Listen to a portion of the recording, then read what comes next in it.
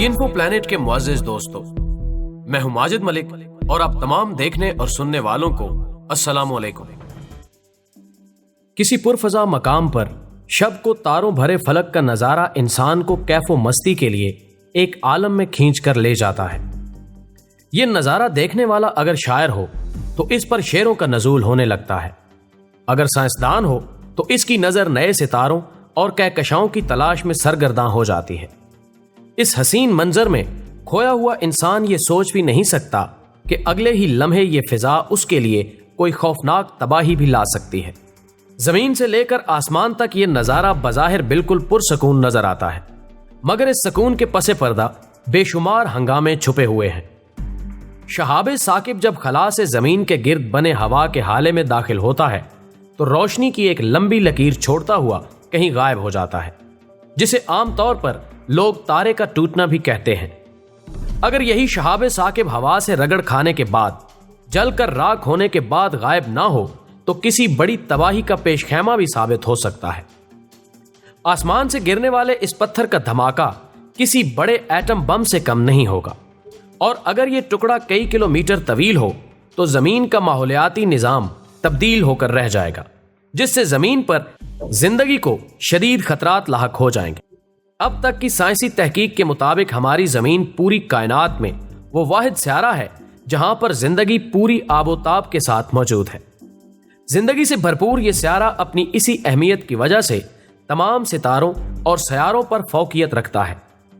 सवाल ये पैदा होता है कि इस बेकिनार कायनात में सूरज के गिर्द घूमने वाला ये वाहिद हयातियाती स्यारा क्या महफूज है?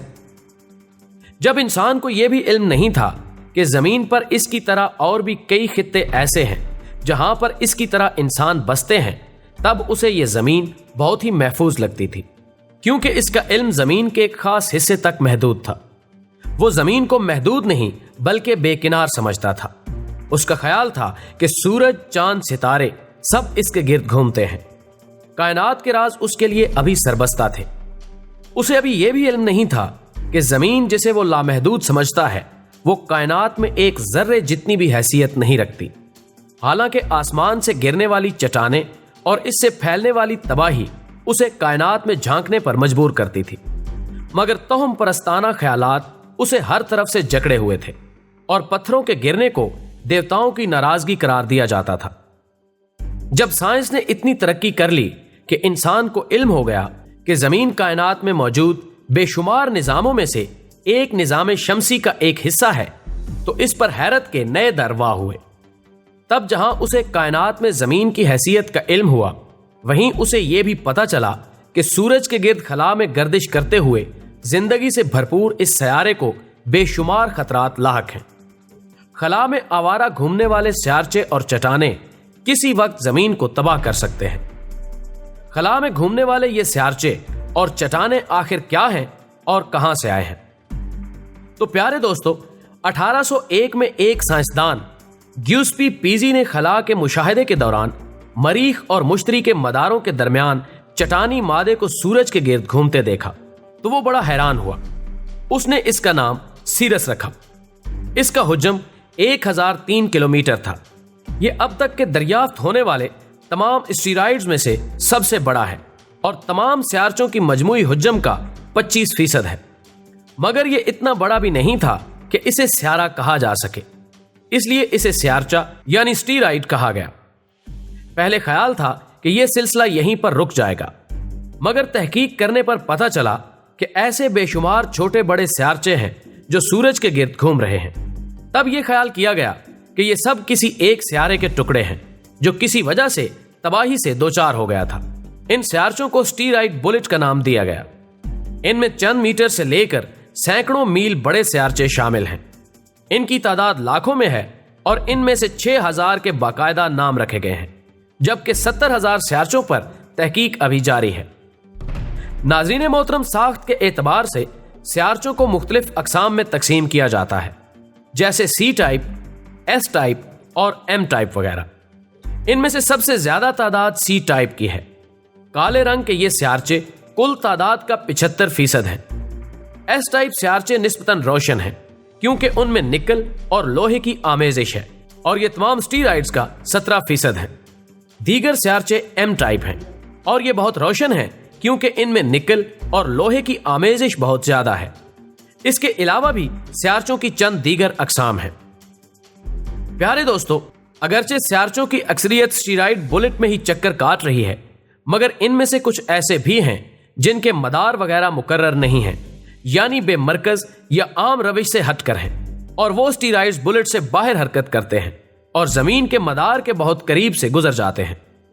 साइंसदान ऐसे स्यारचों को खतरनाक कैटेगरी में शुमार करते हैं। हालांकि वो अपने मदार में हरकत कर रहे हैं, मगर इनकी कुर्बत जमीन के लिए खतरनाक साबित हो सकती है क्योंकि ये मुस्तकबिल में किसी बड़े टकराव का बायस बन सकते हैं। इनमें से भी ज्यादा वो स्यारचे और चट्टानें खतरनाक हैं जो अभी तक दरियाफ्त ही नहीं हुई और अचानक जाहिर होती हैं।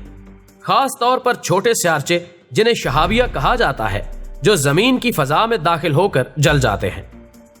ऐसा ही एक शहाबिया फरवरी में रूस की फिजा में दाखिल हुआ और जलकर राख हो गया, मगर इसके जलने से पैदा होने वाली शॉक वेव या लहर इतनी ताकतवर थी कि उसने कुर्रे अर्ज के गिर्द 2 बार चक्कर लगाया।